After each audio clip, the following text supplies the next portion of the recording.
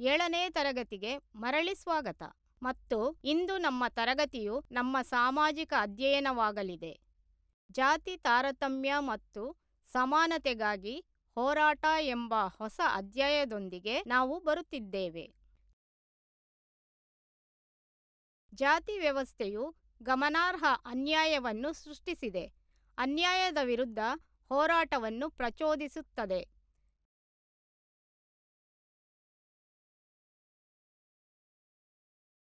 ನಮ್ಮ ಸಂವಿಧಾನವು ಈ ಸಮಸ್ಯೆಯನ್ನು ಪರಿಹರಿಸುವ ಗುರಿಯನ್ನು ಹೊಂದಿದೆ ಮತ್ತು ಜಾತಿ ತಾರತಮ್ಯವನ್ನು ತೊಡೆದುಹಾಕಲು ಸರ್ಕಾರ ಬದ್ಧವಾಗಿದೆ.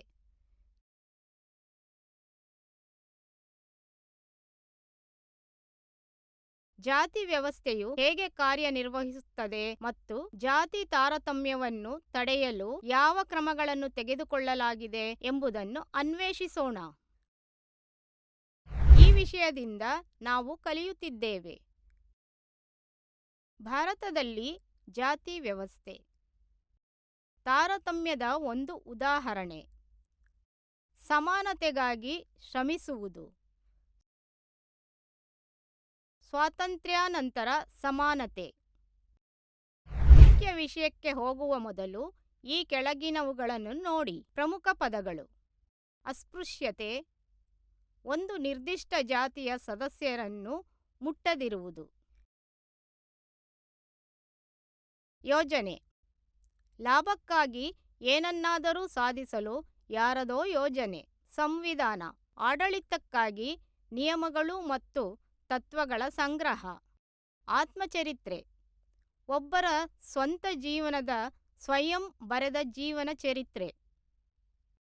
ಪರಿಕಲ್ಪನೆಯ ನಕ್ಷೆಯನ್ನು ನೋಡಿರಿ.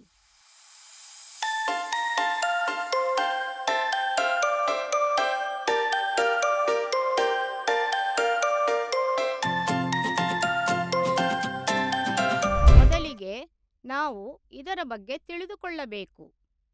ಭಾರತದಲ್ಲಿ ಜಾತಿ ವ್ಯವಸ್ಥೆ. ನಮ್ಮ ದೇಶದಲ್ಲಿ ಅನೇಕ ಜನರು ಗುಂಪಿನೊಳಗಿನ ಸಂಪ್ರದಾಯಗಳು, ಪೂಜೆ ಮತ್ತು ಮದುವೆಯ ಮೇಲೆ ಪ್ರಭಾವ ಬೀರುವ ಜಾತಿ ಹೆಸರುಗಳನ್ನು ಹೊಂದಿದ್ದಾರೆ. ಜಾತಿ ವ್ಯವಸ್ಥೆಯು ಈಗ ವಿಕಸನಗೊಳ್ಳುತ್ತದೆ. ಒಂದು ಜಾತಿಯ ಸದಸ್ಯರನ್ನು ಒಂದುಗೂಡಿಸುತ್ತದೆ ಮತ್ತು ಅವರನ್ನು ಇತರರಿಂದ ಬೇರ್ಪಡಿಸುತ್ತದೆ. ನಮ್ಮ ದೇಶದಲ್ಲಿ ಅನೇಕ ಜನರು ತಮ್ಮನ್ನು ಮತ್ತೊಂದು ಜಾತಿಯ ಭಾಗವಾಗಿ ನೋಡುತ್ತಾರೆ. ಅವರು ತಮ್ಮ ಹೆಸರುಗಳಲ್ಲಿ ಜಾತಿ ಹೆಸರುಗಳನ್ನು ಸಹ ಹಾಕಿದರು.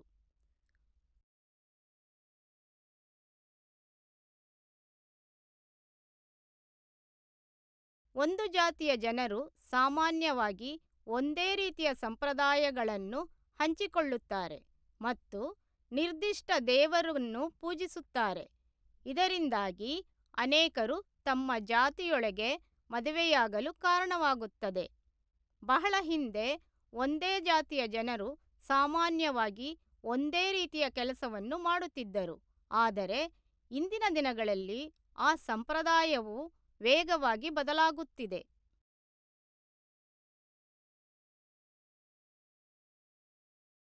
ಇದು ಹೇಗೆ ಅಭಿವೃದ್ಧಿಗೊಂಡಿತು ಎಂಬುದನ್ನು ಪರಿಶೀಲಿಸೋಣ. ಜನರು ಹಣವನ್ನು ಸಂಪಾದಿಸಲು ವಿವಿಧ ಉದ್ಯೋಗಗಳನ್ನು ಮಾಡುತ್ತಾರೆ. ಉದಾಹರಣೆಗೆ, ಬೋಧನೆ, ಮರಗೆಲಸ ಮತ್ತು ಕೃಷಿ. ಆದಾಗ್ಯೂ, ಶುಚಿಗೊಳಿಸುವಿಕೆ ಮತ್ತು ಕಸ ಸಂಗ್ರಹಣೆಯಂತಹ ಕೆಲವು ಕೆಲಸಗಳನ್ನು ಹೆಚ್ಚಾಗಿ ಕಡಿಮೆ ಮೌಲ್ಯಯುತವೆಂದು ನೋಡಲಾಗುತ್ತದೆ.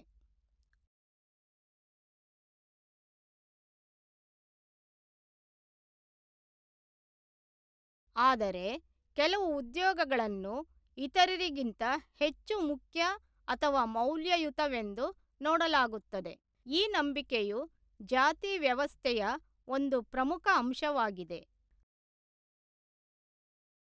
ಮೇಲ್ಜಾತಿಯ ವ್ಯಕ್ತಿಗಳು ತಮ್ಮನ್ನು ತಾವು ಶ್ರೇಷ್ಠರೆಂದು ಪರಿಗಣಿಸಿದರೆ, ಅಸ್ಪೃಶ್ಯರನ್ನು ಅನರ್ಹರೆಂದು ಪರಿಗಣಿಸಲಾಗುತ್ತಿತ್ತು ಮತ್ತು ಕಸ ಸಂಗ್ರಹಣೆಯಂತಹ ಕೆಲಸಗಳಿಗೆ ಸೀಮಿತಗೊಳಿಸಲಾಗುತ್ತಿತ್ತು.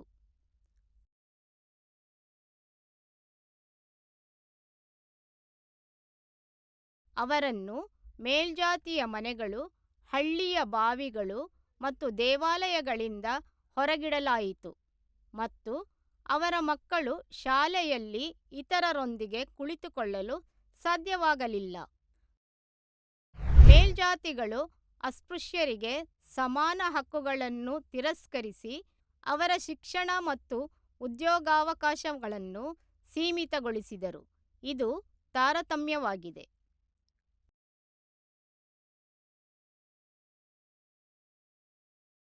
ಭಾರತದ ಮಹಾನ್ ನಾಯಕರಾದ ಡಾಕ್ಟರ್ ಭೀಮರಾವ್ ಅಂಬೇಡ್ಕರ್ ಅವರು 1901ರಲ್ಲಿ ಕೇವಲ 9 ವರ್ಷದವರಿದ್ದಾಗ ನಡೆದ ಜಾತಿ ಆಧಾರಿತ ತಾರತಮ್ಯದ ತಮ್ಮ ಮೊದಲ ಅನುಭವವನ್ನು ಹಂಚಿಕೊಳ್ಳುತ್ತಾರೆ. ಅವರು ತಮ್ಮ ಸಹೋದರರು ಮತ್ತು ಸೋದರ ಸಂಬಂಧಿಗಳೊಂದಿಗೆ ಕೋರೆಗಾಂವ್ನಲ್ಲಿರುವ ತಮ್ಮ ತಂದೆಯನ್ನು ಭೇಟಿಯಾಗಲು ಹೋಗಿದ್ದರು.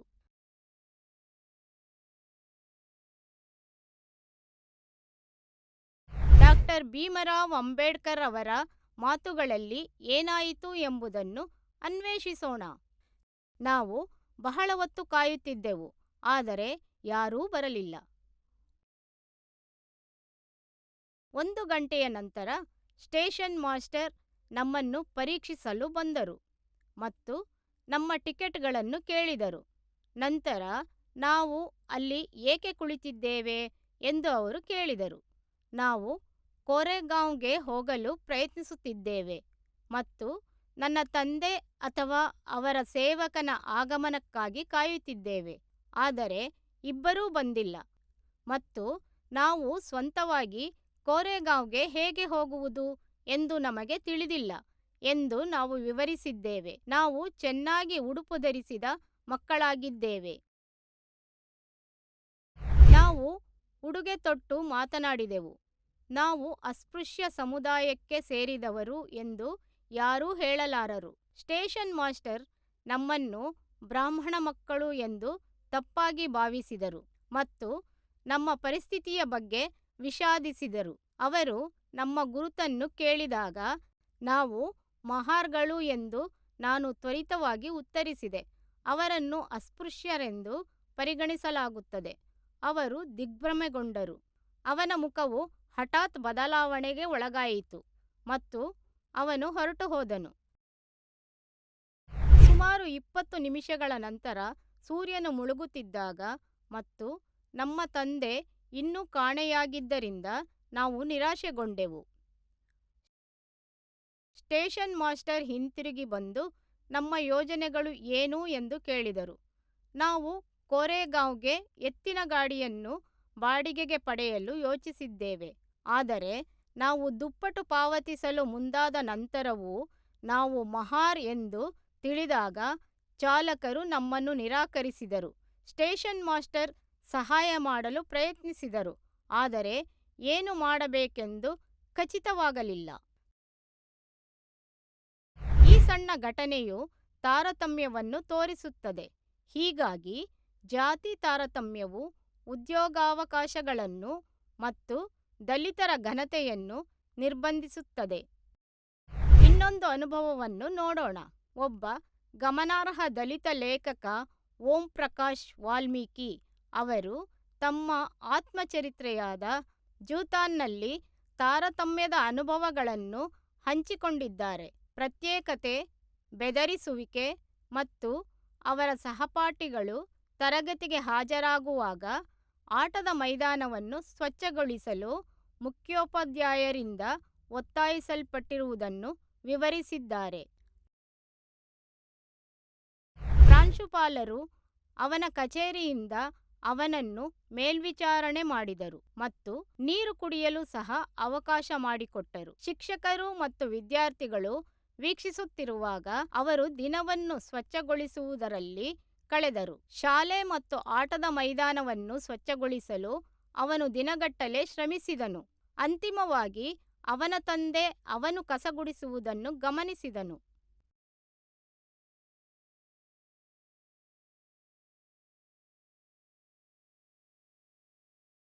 ಅವನ ತಂದೆ ಶಿಕ್ಷಕರ ಬಳಿಗೆ ಬಂದು ಓಂ ಪ್ರಕಾಶ್ ಅವರ ಕೈಯನ್ನು ಹಿಡಿದು, ನೀವು ಶಿಕ್ಷಕರಾಗಿದ್ದೀರಿ, ಆದ್ದರಿಂದ ನಾನು ಈಗ ಹೊರಡುತ್ತಿದ್ದೇನೆ, ಆದರೆ ನೆನಪಿಡಿ, ಅವನು ಇಲ್ಲಿಯೇ ಅಧ್ಯಯನ ಮಾಡುತ್ತಾನೆ, ಈ ಶಾಲೆಯಲ್ಲಿ, ಮತ್ತು ಅವನು ಮಾತ್ರವಲ್ಲ, ಅವನ ನಂತರ ಇನ್ನೂ ಅನೇಕರು ಬರಲಿದ್ದಾರೆ.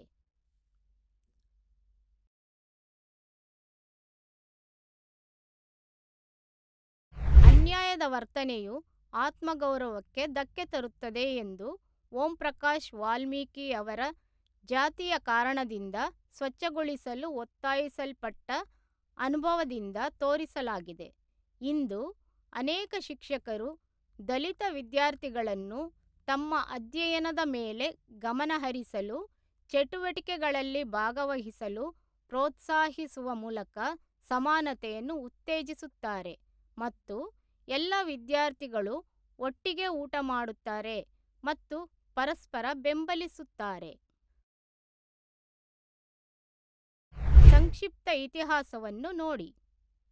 ಜಾತಿ ವ್ಯವಸ್ಥೆಯು ಯಾವಾಗಲೂ ಅಸ್ತಿತ್ವದಲ್ಲಿ ಇರಲಿಲ್ಲ, ಇದು ವೈದಿಕ ಕಾಲದಲ್ಲಿ ಹೊರಹೊಮ್ಮಿತು. ಸಮಾಜವನ್ನು 4 ಗುಂಪುಗಳಾಗಿ ವಿಂಗಡಿಸಿತು: ಬ್ರಾಹ್ಮಣ, ಕ್ಷತ್ರಿಯ, ವೈಶ್ಯ ಮತ್ತು ಶೂದ್ರ. ಕಾಲಾನಂತರದಲ್ಲಿ ಅಸ್ಪೃಶ್ಯತೆ ಮತ್ತು ಕಟ್ಟುನಿಟ್ಟಾದ ನಿಯಮಗಳು ಬೆಳೆದವು.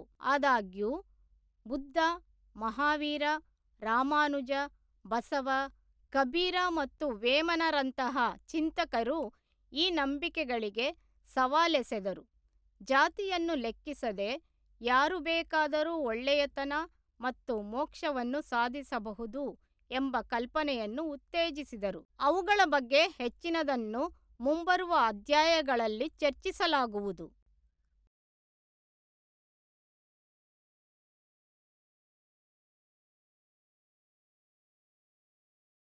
ಸಮಾನತೆಗಾಗಿ ಹೋರಾಟ. ನೀವು ಬ್ರಿಟಿಷ್ ಆಳ್ವಿಕೆ ಮತ್ತು ದಲಿತರು, ಮಹಿಳೆಯರು, ಬುಡಕಟ್ಟು ಸಮುದಾಯಗಳು ಮತ್ತು ರೈತರು ಸೇರಿದಂತೆ ವಿವಿಧ ಗುಂಪುಗಳನ್ನು ಒಳಗೊಂಡ ಸ್ವಾತಂತ್ರ್ಯ ಹೋರಾಟದ ಬಗ್ಗೆ ಕಲಿತಿದ್ದೀರಿ. 1800 ಮತ್ತು 1900ರ ದಶಕಗಳಲ್ಲಿ ಜ್ಯೋತಿರಾವ್ ಫುಲೆ, ಸಾವಿತ್ರಿಬಾಯಿ ಫುಲೆ, ಪೆರಿಯಾರ್, ಇ.ವಿ. ರಾಮಸಾಮಿ, ಶ್ರೀನಾರಾಯಣ ಗುರು ಮತ್ತು ಅಯ್ಯಂಗಾಳಿ ಅವರಂತಹ ಸುಧಾರಕರು ಸ್ವಾತಂತ್ರ್ಯ, ಸಮಾನತೆ ಮತ್ತು ಘನತೆಗಾಗಿ ಪ್ರತಿಪಾದಿಸಿದರು. ನಾವು ಈ ವ್ಯಕ್ತಿಗಳಲ್ಲಿ ಒಬ್ಬರನ್ನು 8ನೇ ತರಗತಿಯಲ್ಲಿ ಅನ್ವೇಷಿಸುತ್ತೇವೆ. ಇದರ ಬಗ್ಗೆ ನೋಡೋಣ. ದಲಿತ ಏಕತೆಗಾಗಿ ಹೋರಾಡಿದ ಬಿ.ಎಸ್. ವೆಂಕಟರಾವ್ 1896ರಿಂದ 1953ರವರೆಗೆ. ಬತುಲಾ ವೆಂಕಟರಾವ್ ಅಥವಾ ರಾವ್ ಸಾಹೇಬ್ ಹೈದರಾಬಾದಿನ ಗಸ್ಮಂಡಿಯಲ್ಲಿ ಯುರೋಪಿಯನ್ನರ ಸೇವಕನಿಗೆ ಜನಿಸಿದರು. ನುರಿತ ಭಾಷಾಶಾಸ್ತ್ರಜ್ಞ ಮತ್ತು ಶಿಲ್ಪಿಯಾಗಿದ್ದ ಅವರು ನಿಜಾಮರ ಲೋಕೋಪಯೋಗಿ ಇಲಾಖೆಗೆ ಸೇರಿದರು. 1922ರಲ್ಲಿ ಅವರು ಅಸ್ಪೃಶ್ಯತೆಯ ವಿರುದ್ಧ ಹೋರಾಡಲು ಮತ್ತು ದಲಿತ ಏಕತೆಯನ್ನು ಉತ್ತೇಜಿಸಲು ಆದಿದ್ರಾವಿಡ ಸಂಘವನ್ನು ಸಹ ಸ್ಥಾಪಿಸಿದರು.